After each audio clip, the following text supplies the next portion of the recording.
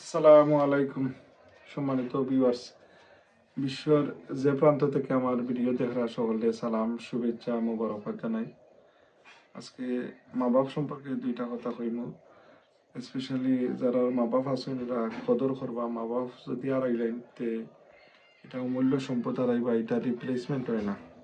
Specially আপনার বাবা হইল বটবৃক্ষ। তো আপনারা বাবা সম্পর্কে এই একজন মানুষে কিছু কথা করা আপনার এই বাবা তুলনা বাবা ওই আপনার। তো শুনিল কথাটা আপনার। তুমি তোমার বাবাকে দাফন করে ফিরে আসবে, তখন জানবে যে তুমি এমন সর্বশেষ মানুষটিকে দাফন করে আসলে, যার চিন্তা চেতনায় সর্বদা এটাই থাকতো যেন তোমাকে তার চেয়েও ভালো অবস্থায় দেখে। যে বাবাকে হারিয়েছে একমাত্র সেই বুঝবে এই কথার মানে।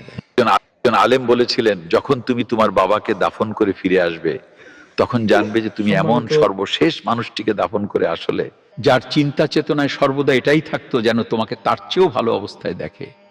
কথাগুলা আসলে বাবা যারা হারাইছে এরা বাবার কদর বুঝতে পারে, আর আমরা অনেক হতবাকা দুনিয়ায় থাকা অবস্থায় মা বাবার কদর বুঝি না।